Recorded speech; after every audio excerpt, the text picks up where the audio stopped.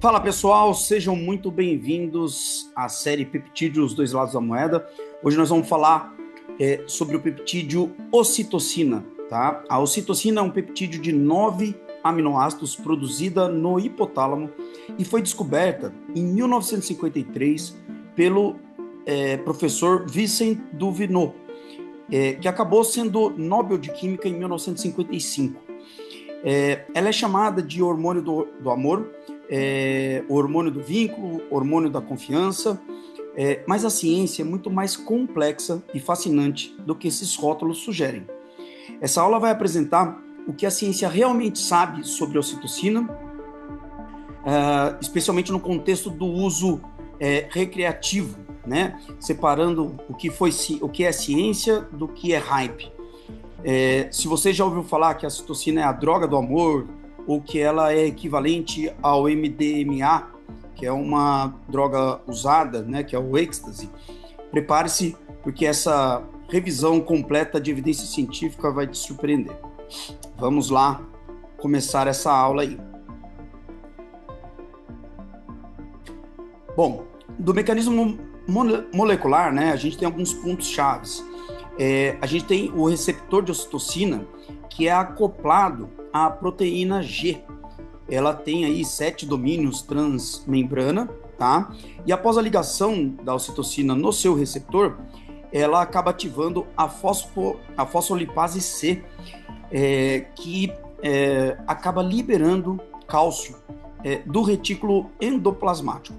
Isso vai culminar com a contração muscular, tá? A ocitocina, ela tem um mecanismo único dos hormônios hipotalâmicos. Ela é o único que tem um feedback positivo. Isso é especialmente importante para o parto, tá? A ocitocina, ela acaba estimulando a contração ali uterina, e os mecanorreceptores da parte cervical, né, do útero, acabam por estímulo vago retornando esse estímulo para o hipotálamo, e isso libera mais ocitocina. Então fica nesse ciclo que é autossustentado, né, como vocês podem ver aqui nessa figura, tá?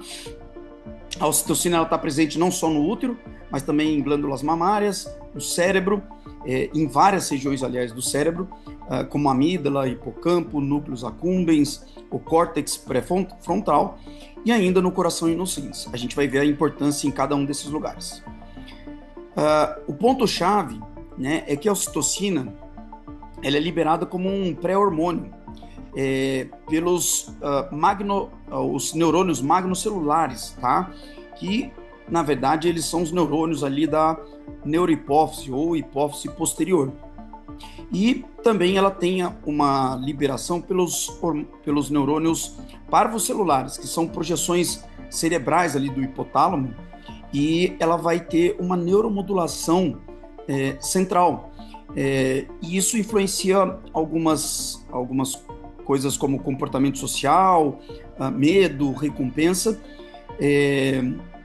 além de cognição, memória e mesmo estimulação de liberação de dopamina.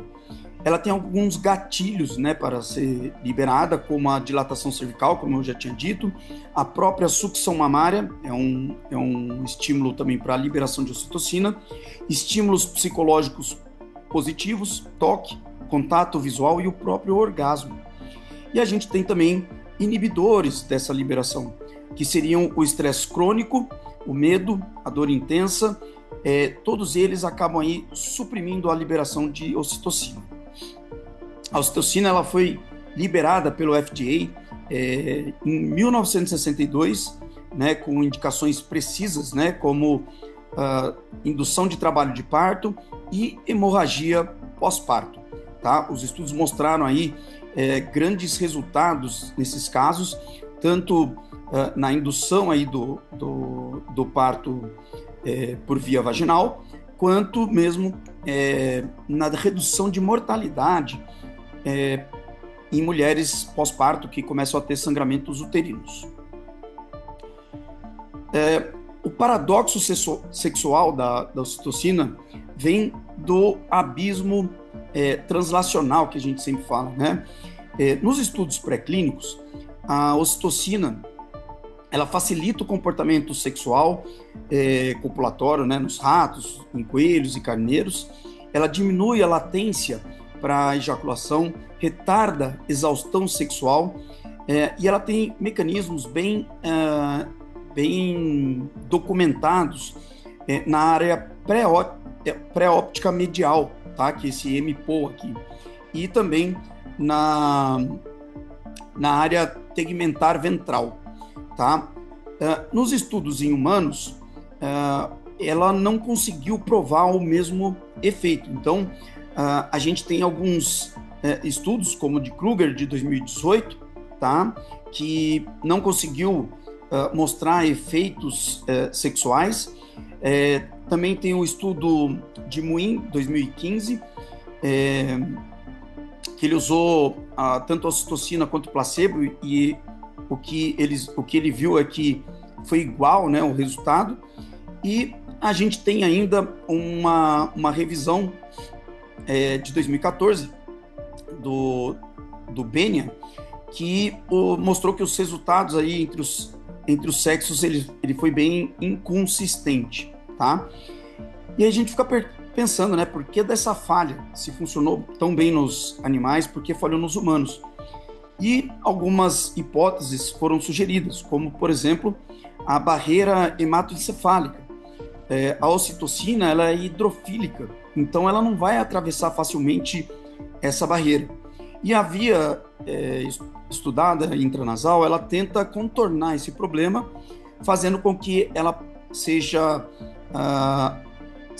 levada até esse sistema nervoso central através dos nervos olfatórios, tá?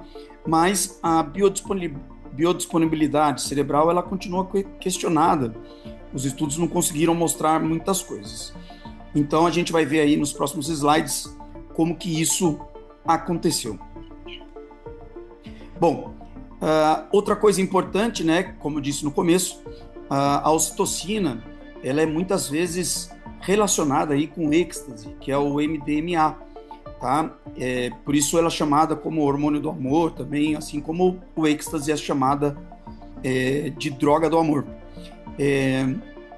Só que o MDMA, ele acaba atuando por vários neurotransmissores. Então, não é só a ocitocina que está implicada. A gente tem a serotonina, a dopamina, a noradrenalina, e os estudos que compararam essas duas substâncias, a gente tem um estudo aí do Kirkpatrick, de 2014, que comparou o MDMA com ocitocina intranasal e placebo. Ele viu, né, que o êxtase, né, ele realmente aumenta aí a euforia, ele aumenta também a sociabilidade, ele diminui o reconhecimento aí de raiva ou medo, enquanto a ocitocina, isoladamente, ela tem um pequeno efeito aí na sociabilidade, o reconhecimento de tristeza, ele é um pouco melhorado, mas ela não replicou os efeitos do êxtase. E a conclusão contribui parcialmente, que a ocitocina contribui parcialmente para os efeitos do êxtase, mas que a grande maioria dos efeitos, né, os principais efeitos, eles são decorrentes aí da serotonina, e da dopamina e da noradrenalina, e não da ocitocina. A ocitocina hoje, né, ela é vendida aí online de forma muito fácil, intranasal, sem qualquer prescrição, nem como suplemento. E a alegação que você vê online é realmente aí de melhora de atração sexual, aumento de confiança, replicação dos efeitos do êxtase. Então ela é chamada aí de hormônio do amor em spray. Mas, como a gente viu, ela é bem diferente, né? Ela não é igual aqui ao êxtase. Ela tem um problema que seria a biodisponibilidade, que é bastante questionada e provavelmente menor do que 1%.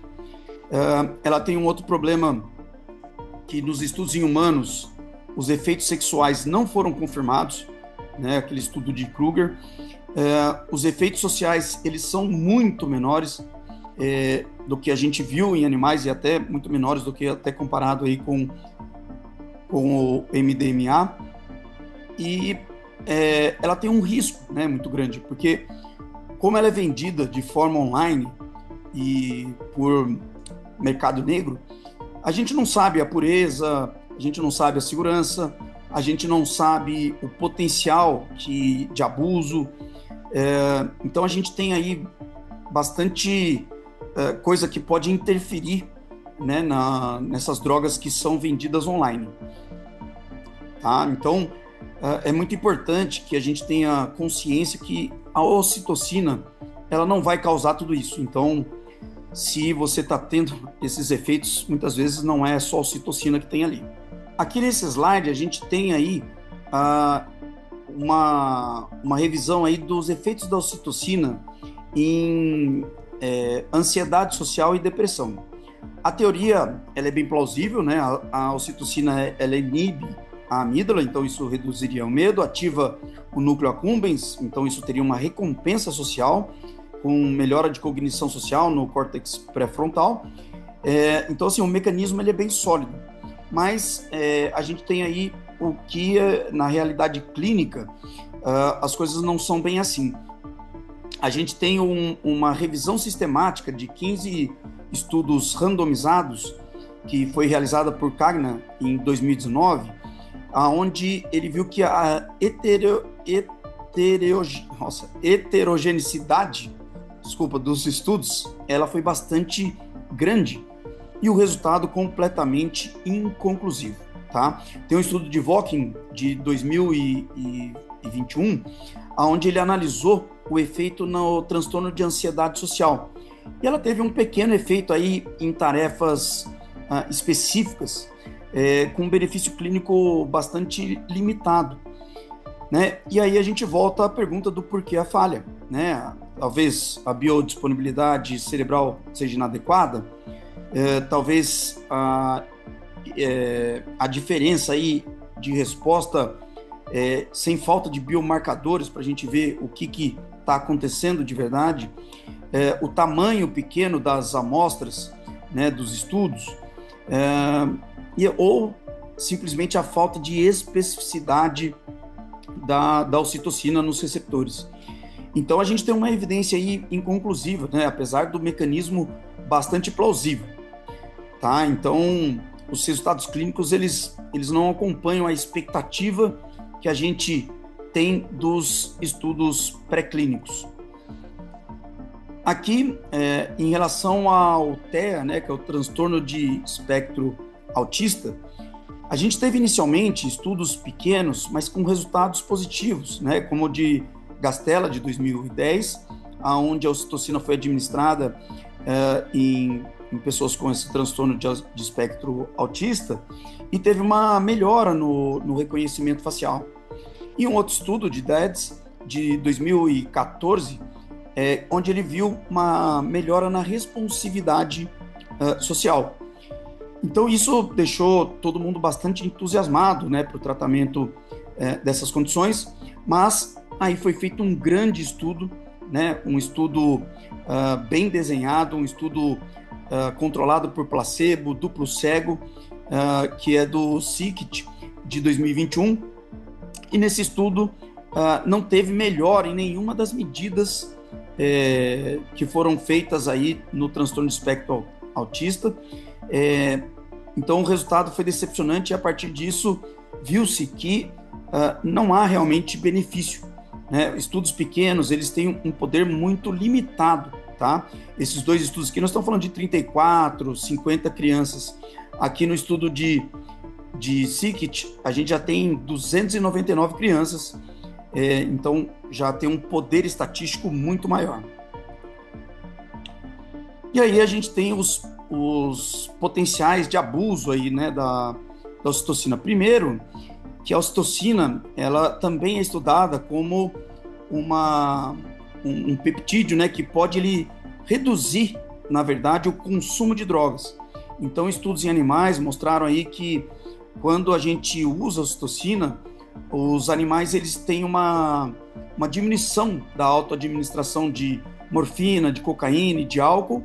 Um estudo aí de 2012 do McGregor viu que a ocitocina ela reduz a síndrome de abstinência de morfina, né, em ratos, e o mecanismo seria porque ela inibe a liberação de dopamina no núcleus accumbens, né, que isso é comum durante as drogas, e isso reduz o estímulo do sistema de recompensa. Quanto ao potencial terapêutico, né, em humanos, a gente tem aí estudos de fase 2 em dependência de álcool e opioides em andamento. Então, isso é bastante interessante, e isso pode ser que seja aí um potencial público onde a gente possa usar a ocitocina aí como uma arma terapêutica, tá? Ainda do potencial da ocitocina, a gente tem que os ratos, né, eles acabam se auto-administrando ocitocina. E aí fica esse mecanismo dual. Ele diminui contra outros vícios, mas será que ele está causando um próprio vício aí nesses animais? Porque eles estão se procurando o uso da ocitocina. Então, esse estudo de 2016 do Burkett, aqui saiu 2011, mas é 2016, ele acabou vendo que esses ratos eles acabam tendo esse comportamento. Mas o potencial de abuso nos humanos ele é bastante baixo, tá? Porque a gente não tem relato de dependência clínica documentada, tá? É uma droga já usada há bastante tempo, né? Principalmente indução de trabalho de parto e hemorragia pós-parto. Ela não tem uma síndrome de abstinência descrita, então isso deixa a gente um pouco mais tranquilo em relação a ela mesmo poder ser viciante aí para o ser humano. E aqui mostra mais uma diferença, né, entre os estudos pré-clínicos e o que a gente vê na clínica. Bom, então, o que seriam as limitações hoje da ocitocina, né? Por que não dá para a gente pensar nela hoje, mas talvez no futuro? A principal limitação seria a barreira hematoencefálica. A ocitocina, por ser hidrofílica, ela tem grande dificuldade e, como a gente viu, a passagem e a concentração, né, cerebral ela é muito pequena e incerta, talvez menor que 1%. A meia-vida plasmática dela é muito pequena, ela tem uma meia-vida aí que varia de 3 a 5 minutos, então ela logo é degradada aí por enzimas específicas, e então isso faz com que a administração em medicamentos precise prolongar essa meia-vida. A gente não tem ainda biomarcadores para ver se está tendo ação ou não dessa ocitocina, e os efeitos dela, isso é uma coisa bastante interessante, que ela é um efeito que é contexto dependente, aparentemente, né, pelos poucos estudos que existem e que são de N pequeno, mas parece que se a pessoa está num contexto de felicidade, ela pode melhorar aí o contato social e tudo mais. Mas em um contexto onde ela está em disputa, onde ela está realmente ali numa situação desconfortável, ela pode gerar desconfiança, pode gerar ainda sintomas negativos, né? E o futuro, ele pode ser promissor aí para a ocitocina, né? Desde que a gente melhore a molécula e deixe ela mais lipossolúvel, né? Para poder passar ali a barreira hematoencefálica, ou que a gente desenvolva agonistas do receptor, né? Especificamente, aí a gente poderia usar isso exclusivamente na parte cerebral, sem os efeitos periféricos, né? De contração aí muscular, e o desenvolvimento aí de biomarcadores genéticos, né? A gente sabe já o gene que é responsável pela codificação aí da ocitocina, que é o RS 53576, e isso já é um primeiro passo aí para desenvolvimento de terapias. Então, em síntese, a gente, né, o que a gente sabe da ocitocina é sobre o mecanismo dela, o uso obstétrico, que é nível A de evidência, o papel, né, no vínculo mãe-filho, né, na amamentação, e que ela libera ocitocina, assim como o MDMA, mas com ações completamente diferentes. Falta a gente entender aí a biodisponibilidade cerebral, né, ver os efeitos sexuais em um humano que não foram confirmados. No autismo ela foi totalmente refutada, então hoje nem tem mais estudos. Na ansiedade e depressão, a revisão sistemática que a gente tem mostrou que os resultados são inconclusivos, e a gente não tem ainda biomarcadores de resposta, né? E para onde a gente vai? A gente tem que desenvolver essa partícula que seja mais lipofílica, ou análogos aí do receptor, tentar aí a medicina de precisão usando o marcador genético, né, ou aquele gene que codifica a ocitocina, e a aplicabilidade, né, fazer estudos aí de fase 3 para a gente ter realmente uma certeza dos benefícios, segurança, farmacocinética e tudo mais. Então a mensagem final é que a ciência aí, ela exige humildade, e a ocitocina, ela é sim fascinante, mas o hype, ele não substitui a evidência, não vale a pena. Eu mostrei para vocês aqui em diversos estudos que os efeitos no ser humano, eles são de pequenos a bem limitados, então ainda não é a hora desse peptídeo. Espero que vocês tenham gostado da aula, a gente se vê aí numa próxima, um grande abraço.